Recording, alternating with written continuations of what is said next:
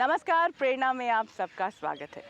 किसी बहुत बड़े दार्शनिक ने कहा है कि जब हम किसी रिश्ते को निभाते हैं तो हम अपने ही किसी सपने को तलाश कर रहे होते हैं। तो जनाब, हमारा और रिश्ता जो हम इतने दिनों से निभा रहे हैं उसमें हम तो ये स्वीकार करते हैं, हमारा सपना है आपके जीवन के हर पहलू को हम छू लें, उसमें रंग भर दें। अब आपका क्या सपना है इस रिश्ते को निभाते हुए, उसे आप तलाशिए। फिलहाल हम बात करते हैं आज आपके स्वास्थ्य की, क्योंकि वो भी आपके जीवन का ही एक पहलू है और उसके बारे में आप अधिकतर लापरवाह होते हैं। देखिए, गर्मियों का मौसम है, आम खाने को मिल रहे हैं, बहुत सी अच्छी बातें भी हैं, गर्मियों की छुट्टियां भी हैं, लेकिन साथ ही साथ लू लगने का डर है और गर्मियों से जुड़ी बहुत सी परेशानियां हो सकती हैं। इनका इलाज और इनसे बचाव अगर आप चाहते हैं तो आइए मुलाकात करते हैं डॉक्टर RS हजूरिया से। लू और सनस्ट्रोक बहुत कॉमन है आजकल, खासकर दिल्ली में, क्योंकि इसमें ड्राई हीट बहुत ज़्यादा है। और लू के जो लक्षण होते हैं वो ये हैं कि एक मरीज़ को दिल कच्चा होता है, काम में दिल नहीं लगता, मतली आने को होती है, सिर में दर्द, चक्कर, काम में दिल नहीं लगना, सारे शरीर में जैसे जान नहीं होती, भूख नहीं लगती है। ये तो है बहुत देर तक गर्मी में रहने के कारण, यानी लू लगने के कारण। लेकिन सनस्ट्रोक जो होता है वो एकदम अचानक होता है, उसके लक्षण जो होते हैं एकदम होते हैं। ये उन लोगों को ज़्यादा होता है जो सीधा धूप में काम करते हैं, धूप में बहुत देर तक शारीरिक परिश्रम करते हैं, या उनका काम ऐसा है कि धूप में रहते हैं वो और अपनी प्रिकॉशन नहीं लेते हैं। इसके मुख्य लक्षण हैं कि मरीज़ को अचानक चक्कर सा आता है, बेहोशी आ जाती है और उसका चमड़ी जो होती है गर्म हो जाती है, शरीर का तापमान बढ़ जाता है, पसीना आना बंद हो जाता है। इसे सनस्ट्रोक कहते हैं। और इसे कई डिग्रीज होता है, डिपेंडिंग कि कितनी इसको हीट लगी है, कितना उसको एक्सपोजर हुआ है। तो मरीज़ का बुखार जो है वो 106-160 डिग्री फ़ारेनहाइट तक जा सकता है और बेहोशी आ सकती है, अचेत हो सकता है मरीज़। यही बीमारी या सनस्ट्रोक या इफ़ेक्ट है या और चलते लगा रहे तो मरीज़ को दौरे पड़ सकते हैं और अचानक मृत्यु भी हो सकती है। डॉक्टर आने से पहले फर्स्ट एड क्या देना चाहिए? ऑन द स्पॉट मरीज़ का देखिए, आप तापमान देखिए, अगर थर्मामीटर नहीं है तो वैसे हाथ लगा के देखिए, उसका शरीर गर्म है, ड्राई है, पसीना नहीं आ रहा है, तो और मरीज़ को कुछ उसका नब्ज़ अगर आप देख सकते हैं तो उससे अंदाज़ा हो सकता है कि भाई कैसा चल रहा है शरीर का तापमान। तो मरीज़ को एक छाँव वाली जगह पे लिटाइए। अगर घर में है कहीं तो उसको एयर कंडीशन रूम है पॉसिबल, ठीक है, कूलर वाले कमरे में, या जहाँ भी खुली हवा हो, ठंडा वातावरण हो, वहाँ लिटाइए। पेट बाहर हैं तो पेट के नीचे लिटाइए। मरीज़ के कपड़े ढीले कर दीजिए, पैंट ढीली कर दीजिए, कमीज़ के बटन खोल दीजिए और उसको अगर होश में है तब तो मरीज़ अगर पूरा होश में है तो उसे ठंडा कुछ पीने की चीज़, नींबू पानी है या पानी है, उसमें हल्का चीनी और नमक मिला के वो दीजिए। और सारे शरीर को यदि आपको लगता है कि उसका शरीर का तापमान ज़्यादा है तो गीले कपड़ा लेके, चादर लेके उसके सारे शरीर पर ढक दीजिए। ख़ास करके मरीज़ के माथे पर और गर्दन के पीछे रीढ़ की हड्डी में, यहाँ पर एक केंद्र होता है जो हमारे टेम्परेचर को रेगुलेट करता है, थर्मोस्टेट जिसे हम बॉडी का बोलते हैं। तो ये करके उसको, ये प्राथमिक चिकित्सा आपने यही देनी। लेकिन यदि मरीज़ की हालत ठीक नहीं है, वो पूरी अपनी होश में नहीं है, तो कभी कोशिश मत करिए कि उसको आप ज़्यादा कुछ इलाज करें या ज़्यादा उसको मुँह से पिलाने की कोशिश करें, नहीं। उसको खाली छाँव में लिटा दीजिए, हवा का पंखा करिए, उसके हाथ पाँव थोड़े मलिए ताकि खून का दौरा बना रहे। और अगर आपको लगे कि उसको मरीज़ को तापमान बढ़ा हुआ है तो उसको शरीर को ठंडे कपड़े से धो दें, साफ लिपटा दें और गर्दन के पीछे ठंडा कपड़ा रखें। और फिर डॉक्टरी सहायता इमीडिएटली लेनी चाहिए, मरीज़ को हॉस्पिटल ले जाना चाहिए। फर्स्ट एड के अलावा इसका क्या इलाज है? ये तो एक मेडिकल इमरजेंसी है। लू का इलाज तो घर में भी हो सकता है, यदि डॉक्टर देखें में ब्लड प्रेशर वगैरह सब ठीक है तो लू तो घर में भी इलाज हो सकता है। लेकिन जो सन स्ट्रोक या हीट स्ट्रोक है वो तो एक मेडिकल इमरजेंसी है और उसको मरीज़ को हॉस्पिटल दाखिल करना चाहिए, क्योंकि उसमें अचानक भी दौरे पड़ सकते हैं, मृत्यु भी हो सकती है। और जो बुखार है उसको आहिस्ता आहिस्ता हॉस्पिटल लाना चाहिए। उनके इलेक्ट्रोलाइट्स होते हैं बॉडी के, वो कम हो जाते हैं, तो उसको तो हॉस्पिटल में ही इलाज करना चाहिए। प्राथमिक जो इलाज मैंने आपको बताया, जो हम एज ए ले पर्सन वन कैन डू, वो आप कर सकते हैं। गर्मियों में लू और सनस्ट्रोक के अलावा अन्य बीमारियां भी हो जाती हैं। उनसे बचने के लिए क्या करना चाहिए? देखिए, एक तो ज़रूरी है कि कौन कौन से लोगों को ये लगने की ज़्यादा संभावना होती है, लू लगना या हीट स्ट्रोक होना। खास करके बच्चों को या वृद्ध आयु के लोगों को, और उन लोगों को जिनका स्वास्थ्य किसी और बीमारी के कारण ख़राब होता है, जैसे हार्ट के पेशेंट्स हैं, एस्थमेटिक दमा के मरीज़ हैं, या जिनको पुरानी पेचिश की बीमारी है, या बच्चे जिनका स्वास्थ्य किसी कारण भी खराब है, यानी कोई भी ऐसा व्यक्ति जिसकी जनरल बॉडी इम्यूनिटी है, रेजिस्टेंस है, वो लो है, और ख़ास करके जो बीमारी मैंने बताई इनके कारण, तो उनको ख़ास संभावना ख्याल रखना चाहिए इन दिनों में अपनी सेहत का, कि भाई इनको आपको लू या हीट स्ट्रोक का इफ़ेक्ट ना हो। और अब बारिश के दिन आ रहे हैं, उसके बाद मानसून शुरू हो जाएगी। उन दिनों में हम कहते हैं उमस भरे दिन, यानी कि जब ह्यूमिडिटी ज़्यादा हो जाती है, उन दिनों में लू नहीं लगती है, लेकिन हीट एग्जॉशन हो जाती है। उसमें वो होती है क्योंकि हमारे शरीर से पसीना आता है बहुत, पसीने के साथ शरीर से सोडियम यानी नमक बाहर निकलता है, और उसमें नमक निकलने से, सोडियम निकलने से ब्लड प्रेशर लो होता है, कमज़ोरी, टांगों में दर्द, बदन में दर्द, पसीना ज़्यादा आना, कमज़ोरी, चक्कर आने, और जनरल बॉडी वीकनेस हो जाती है। तो उन दिनों में, ह्यूमिडिटी वाले दिनों में, जैसे अब जुलाई अगस्त के दिन हैं आएंगे आगे बारिश के दिनों में, उन दिनों में घर से आप हल्का खाना खा कर चलिए, पानी की मात्रा काफ़ी लेके चलिए, और थोड़ी थोड़ी देर में पानी हल्का सा नमक डाल के वो लेते रहिए, प्रोवाइडेड आपको कोई और उसकी कोई कॉन्ट्राइंडिकेशन नहीं है, जैसे आपको ब्लड प्रेशर की बीमारी नहीं है, तो आप थोड़ा थोड़ा नमक लेके दिन में कई कई दफ़ा लेना चाहिए, और पानी की मात्रा बढ़ा देनी चाहिए, और पेट को हल्का रखना चाहिए।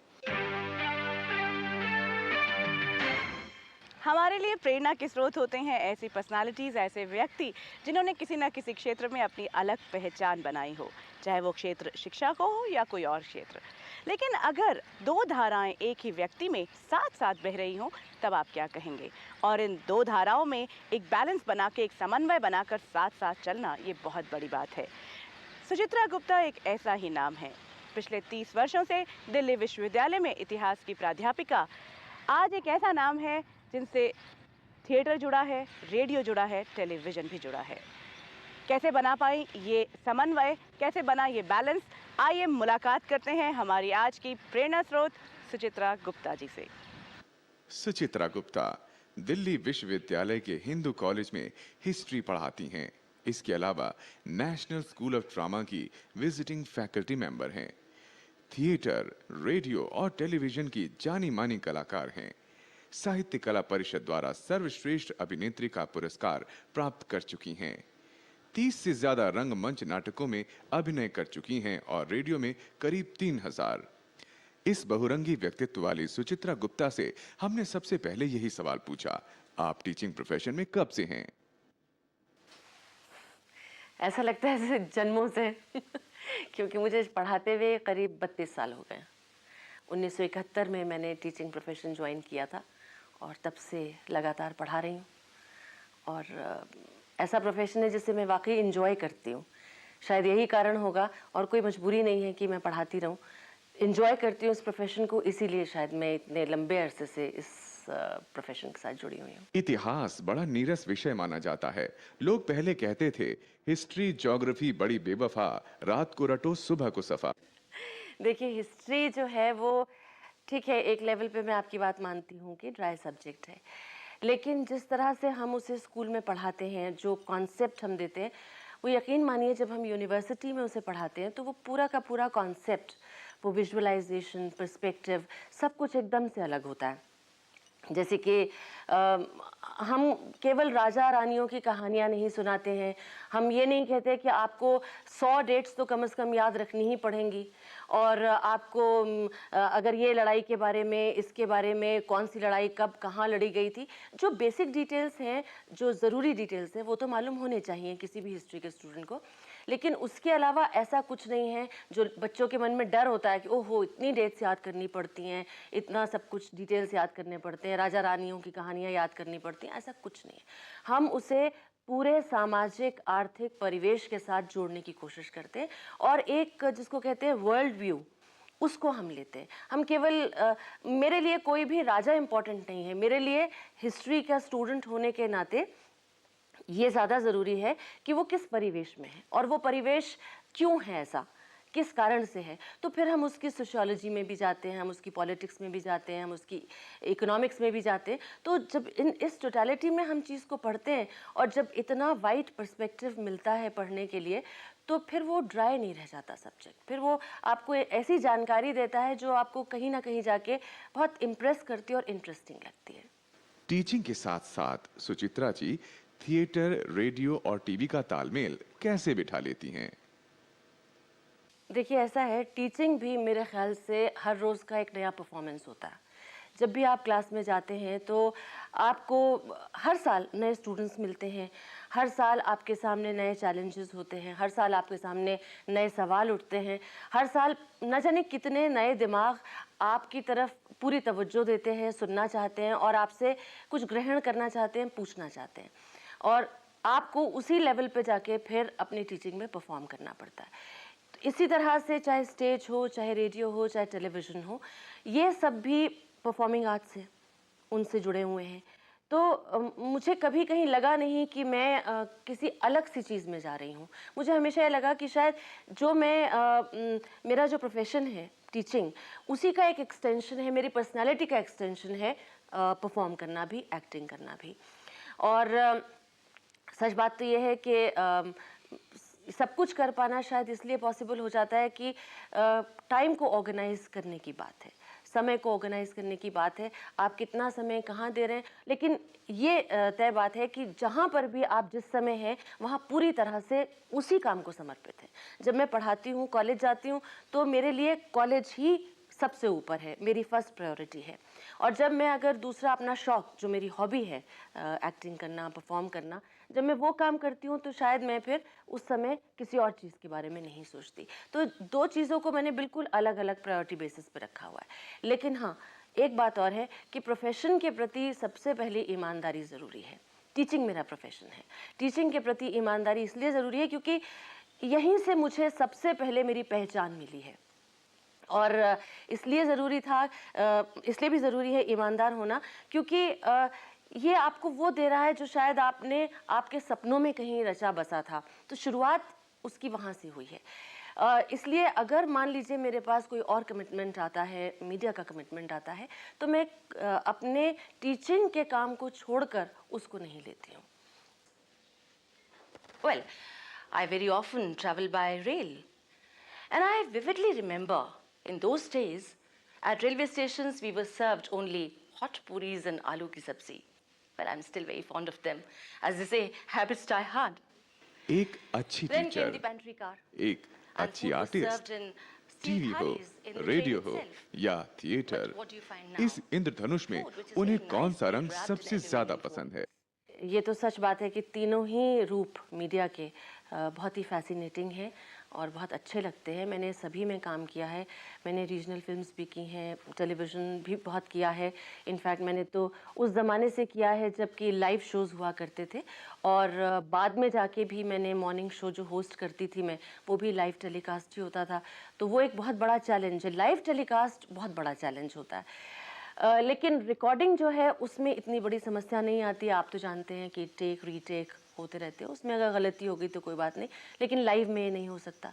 ऐसे ही थिएटर है, थिएटर में भी जो कुछ है वो सब लाइव है, और आपको इमीडिएट रिस्पांस मिल रहा है अपनी ऑडियंस से। आप अच्छा कर रहे हैं तो भी आप जानते हैं आप अच्छा कर रहे हैं, और अगर आप अच्छा नहीं कर रहे किसी दिन तो भी आपको मालूम है कि आपने अच्छा नहीं किया। ये बिल्कुल वैसे ही है जैसे क्लासरूम में पढ़ाना। किसी दिन आपको लगता है आपने आज बहुत अच्छा पढ़ाया, और किसी दिन आपको लगता है कि आज कहीं कोई कसर रह गई, तो जो बाद में आपको तंग करती रहती है। और रेडियो जो है बिल्कुल अलग विधा हो जाती है। वो इस मायने में कि ना आपके पास कॉस्ट्यूम है, ना आपके पास लाइटिंग है, ना आपके पास सामने ऑडियंस बैठी है, आपके पास कुछ भी ऐसा नहीं है जो कि सुनने वाले को कहीं डिस्ट्रैक्ट करे या और चीज़ों से आप उसे इम्प्रेस कर सकें। आपको केवल इम्प्रेस करना है अपनी आवाज़ के माध्यम से। आपको दुख, सुख, परेशानी, हंसी, जो कुछ भी है वो सब आपको अपनी आवाज़ के माध्यम से क्रिएट करना है। तो रेडियो मुझे बहुत प्रिय है इसी कारण से। लेकिन हाँ, थिएटर मुझे बहुत चैलेंजिंग लगता है, टेलीविज़न बहुत अच्छा लगता है करना, क्योंकि उसमें मेरे पास बहुत स्कोप रहता है, अपने एक्सप्रेशंस को दिखाने का स्कोप रहता है। तो वैसे ही है जैसे किसी भी माँ को अपने जितने भी बच्चे होते हैं सभी प्यारे लगते हैं। किसी को नहीं कह सकती कि ये मुझे ज़्यादा प्यारा है, इसलिए मैं भी नहीं कह सकती कि मुझे ज़्यादा क्या अच्छा लगता है, लेकिन हाँ, सभी में करना अच्छा लगता है। इतने सालों के थिएटर एक्सपीरियंस में उनका सबसे अविस्मरणीय क्षण कौन सा है? मैंने थिएटर में कुछ बहुत एक्सपेरिमेंटल नाटक किए। उनमें से एक नाटक मैंने किया जो बिल्कुल दिल्ली में शायद पहली बार हुआ था। बिल्कुल मूक नाटक था, सोलो साइलेंट परफॉर्मेंस थी, और करीब 1 सवा घंटे की वो परफॉर्मेंस थी, जिसमें बोलना कुछ नहीं था, केवल अपने हाव भाव से कहानी को घर आई एक लड़की, उसके डिप्रेशंस को, उसकी फ्रस्ट्रेशंस को नॉर्मल से डिप्रेशन की ओर ले जाना और फिर डिप्रेशन की उस स्टेज तक ले जाना बगैर बोले हुए जहां वो सुसाइड कमिट कर लेती है। इसका हाई पॉइंट ये था कि इसके लिए ख़ास तौर से मेरे साथ बैठकर उस्ताद अमजद अली ख़ान साहब ने और उस्ताद शफ़ात अहमद ख़ान साहब ने इसका म्यूज़िक तैयार किया था। यानी मैं रिहर्सल करती थी, वो देखते थे और उसके अनुसार, मूड के अनुसार, क्योंकि बैकग्राउंड में केवल संगीत था और इसका नाम भी नाटक का संगीत याचना के नाम से था ये। तो बहुत अच्छा लगता था कि वो मेरे मूवमेंट्स देख रहे हैं, मैं क्या कर रही हूँ, कैसा मूड है, उसके हिसाब से मूड म्यूज़िक वो कंपोज कर रहे थे और इधर मैं स्टूडियो में खड़े होकर एक्टिंग कर रही हूँ, उधर वो साथ साथ म्यूज़िक बना रहे हैं। तो ये अपने आप में एक बहुत अच्छा एक्सपीरियंस था। और रेडियो का अविस्मरणीय क्षण? रेडियो की बचपन की मुझे आज भी याद है। मैंने बहुत बचपन से रेडियो शुरू किया था। जब मैंने, जैसा पहले कहा, लाइव टेलीकास्ट और ब्रॉडकास्ट होते थे, तो उसमें मैं इतनी छोटी थी कि मेरे हाथ में स्क्रिप्ट भी पूरी वज़नदार में पकड़ नहीं पाती थी। तो मैं पढ़ रही थी स्क्रिप्ट को, लाइव ब्रॉडकास्ट शुरू हो चुका था, मेरे साथ मेन रोल में ओम शिवपुरी थे। तो स्क्रिप्ट मेरे हाथ से गिर गई और सब नॉन प्लस वहाँ एकदम सकते में आ गए कि अब ये अगली लाइन कैसे बोलेगी। तो ओम साहब ने मुझे एकदम गोद में उठाया और अपनी स्क्रिप्ट से दिखा के मुझे कहा, देखो देखो यहाँ से बोलो, इशारा करके कहा ना, आई पिक्ड अप और मैंने वहाँ से बोलना शुरू करा। Lovely experiences. सुचित्रा जी अपनी सफलता का श्रेय किसे देती हैं? देखिए, बहुत क्लिशेड साउंड करता होगा, लेकिन सच बात यह है कि मेरा परिवार, अगर परिवार का सहयोग ना मिले तो कोई कुछ नहीं कर सकता। बहुत, चाहे वो मर्द हो चाहे वो औरत हो, अगर परिवार में आपको पूरा सहयोग ना मिले अपने बच्चों से, अपने पति से, लेकिन इन सब से बढ़कर मैं सबसे ज़्यादा श्रेय, जो ये मेरे फॉर्मेटिव ईयर्स थे, जिन दिनों में मैंने एक स्क्रैच से शुरू करके शायद अपनी थोड़ी बहुत जगह बनाई, उसमें मेरी माँ का सबसे बड़ा सहयोग था। उस सहयोग को तो मैं ज़िंदगी में कभी नहीं भूल सकती।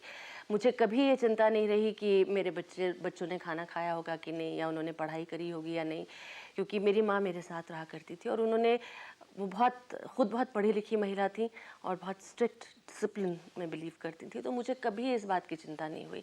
तो मेरा परिवार जो है वो तो है ही, लेकिन परिवार में एक सदस्य जिसने सबसे ज़्यादा मेरी मदद करी वो मेरी माँ थी।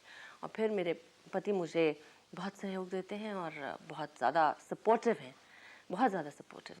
मेरे ख्याल में गुप्ता जी भी प्रोफेसर हैं। जी हाँ, जी हाँ, जी हाँ। अगर गलत नहीं है तो वो भी हिस्ट्री पढ़ाते हैं। बिल्कुल। ये कहीं लव मैरिज तो नहीं हुई? जी।